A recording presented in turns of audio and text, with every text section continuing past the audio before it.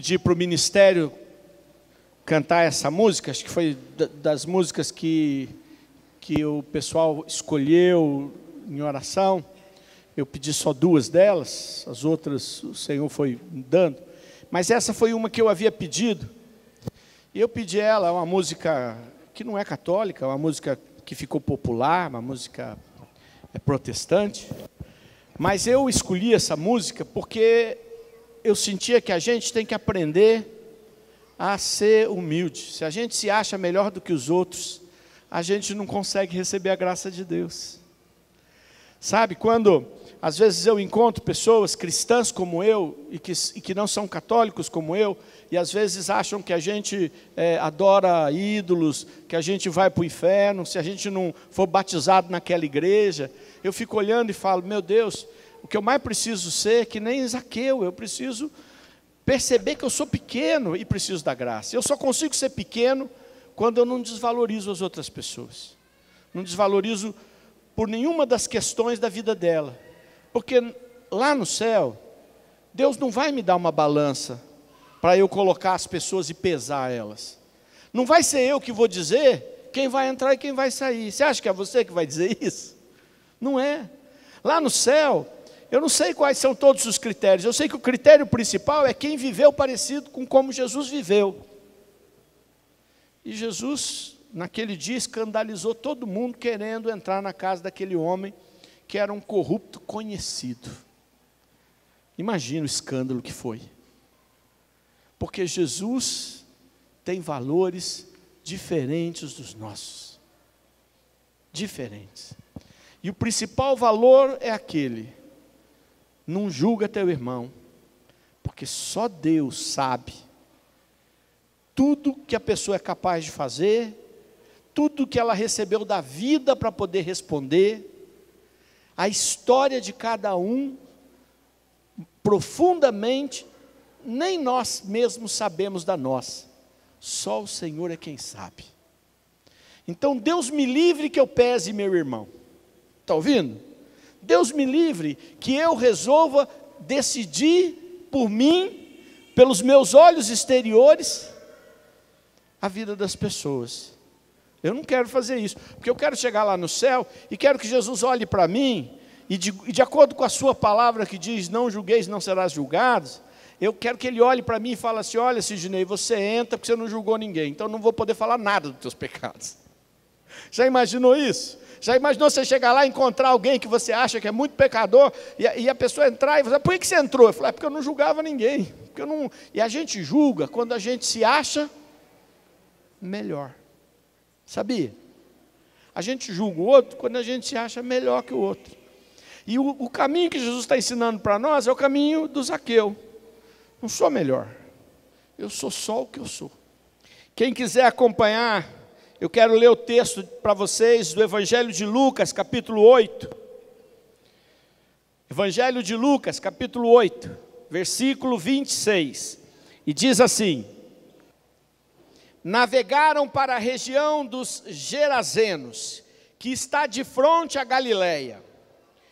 Mal saltou em terra, veio-lhe ao encontro um homem desta região, possuído de muitos demônios. Há muito tempo não se vestia, nem parava em casa, mas habitava no cemitério. Ao ver Jesus, prostrou-se diante dele e gritou em alta voz: por que te ocupas de mim, Jesus, Filho do Deus Altíssimo? Rogo-te que não me atormentes. Porque Jesus ordenara ao espírito imundo que saísse do homem. Pois há muito tempo que se apoderara dele e guardavam no preso em cadeias e com grilhões nos pés.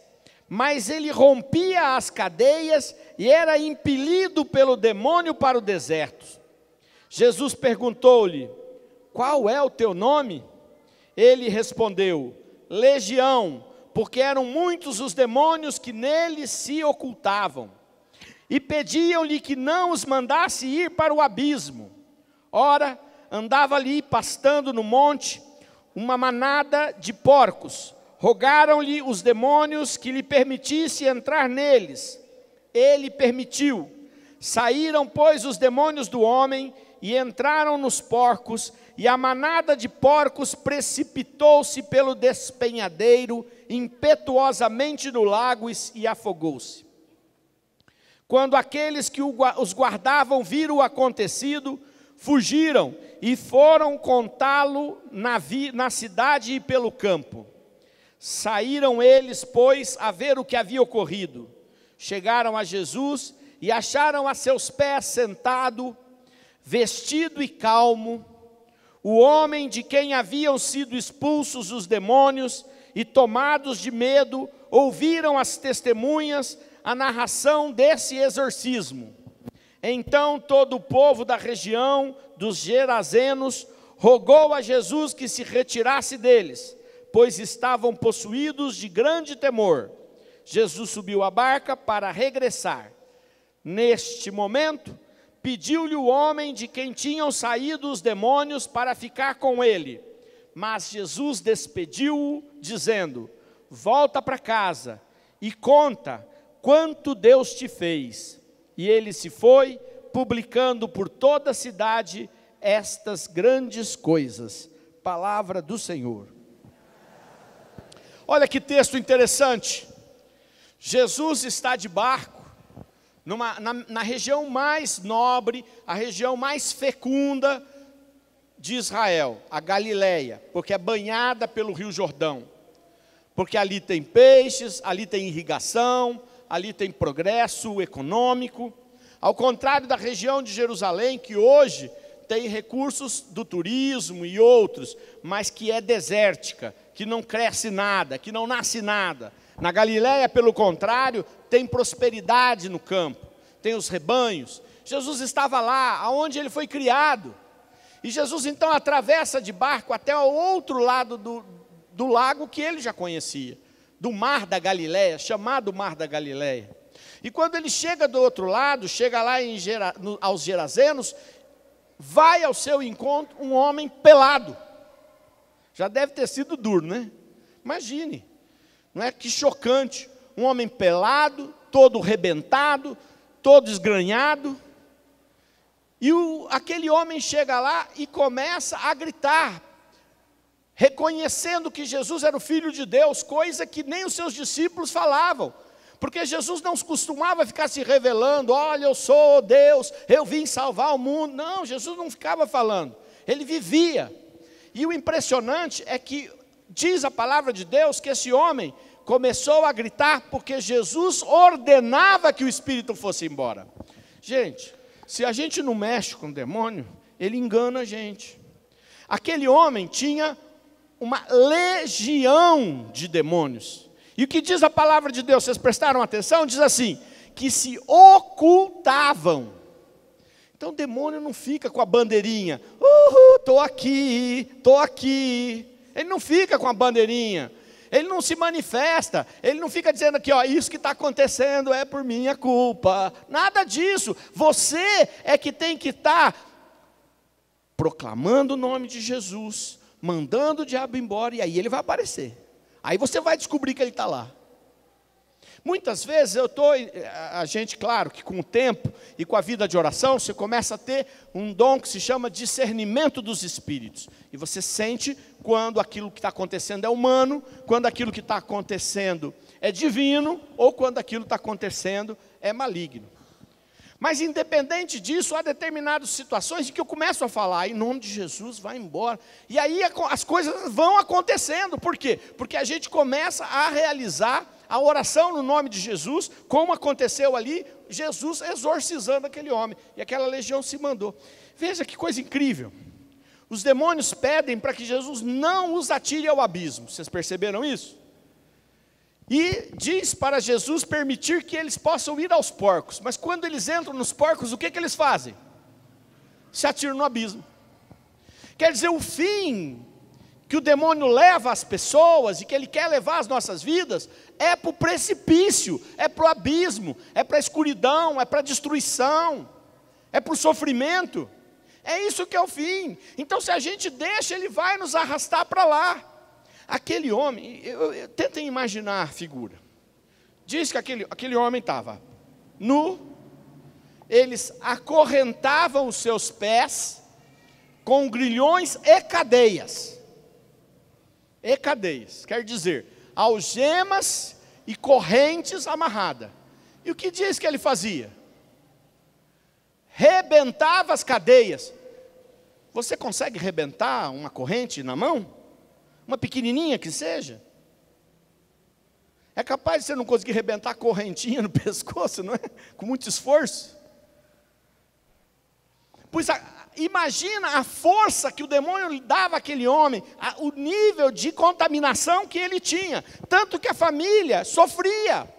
Porque quando o demônio está agindo, não sofre só quem está contaminado, sofre todo mundo que vê o sofrimento, sofre todo mundo que está junto, sofre todo mundo que está envolvido.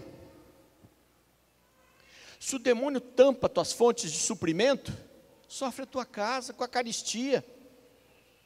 Se o demônio consegue potencializar uma enfermidade, sofre todo mundo que te ama e todo mundo tem que cuidar.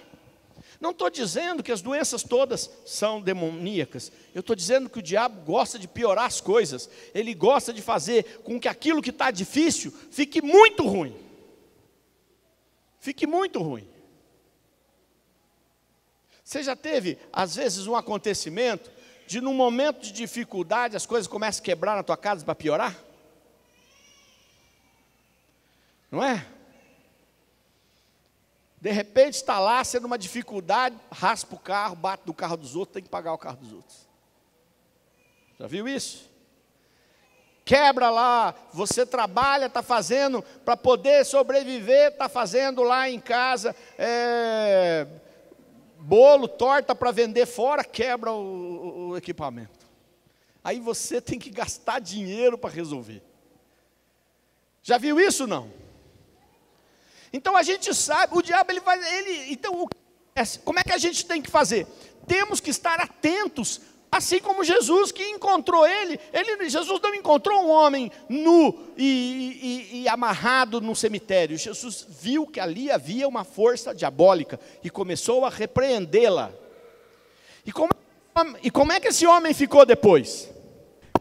Esse homem, depois, quando ele foi ser encontrado, porque a fofoca se espalhou. A fofoca se espalhou, né?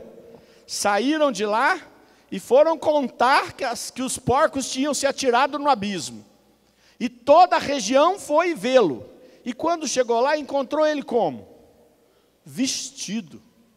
Eu fiquei pensando, quem emprestou a roupa para ele? Não é?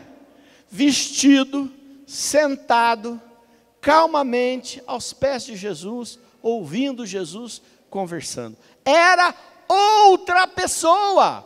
Depois que ele foi liberto, ele era outra pessoa. As pessoas ficaram impressionadas, falaram, mas não é esse o homem que quebrava as correntes, não era esse homem que vivia no cemitério, não era esse homem que ficava fugindo para o deserto, não era esse homem que nos dava tanto trabalho, como é que ele está aí quietinho? E aí eles sentiram, tem poder de Deus. Por isso que quando a gente está em combate, muitas vezes a gente sente aquele medo, sabe aquele sentimento de medo? É natural, porque você está envolto no poder de Deus, você está dando as mãos para o Senhor da história, o Rei dos Reis, Senhor dos Senhores, que existe antes da criação, Jesus. Então aproveite, e veja o que acontece. Aqueles homens pediram para Jesus ficar e fazer mais milagres, ou pediram para Jesus ir embora? Pediram para Jesus ficar? Ir embora. Ficaram com medo do amor de Deus, ficaram com medo do poder de Deus, ficaram com medo, porque eles estavam acostumados com o demônio. O homem endemoniado, eles estavam acostumados.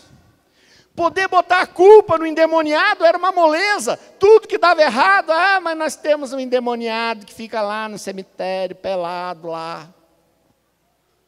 Já não iam ter mais desculpa, o que eles preferiram? Manda Jesus embora, Jesus. Está fazendo confusão, você está mudando a minha vida. As pessoas, há muitas pessoas que têm medo até de vir no grupo de oração, Porque tem medo de Jesus mudar a vida delas. Tem muita gente que tem medo de Jesus, tem medo do novo, tem medo das mudanças que Jesus vai fazer na sua vida. Não se apercebem que você precisa de uma vida nova, porque a vida velha está carregada. Percebem isso? Não tenham medo. Mas o que me impressionou mais, Jesus chega lá, o homem está lá, calmo, endemoniado. Jesus começa a repreendê-lo. Ele começa a se manifestar loucamente, a gritar. E veja bem, ele grita que Jesus é Deus, ele grita coisas boas. Porque o endemoniado não grita só coisa para ficar maluco. Ele às vezes tem loucuras religiosas também. Pois Jesus, ao ser convidado a ir embora, vai.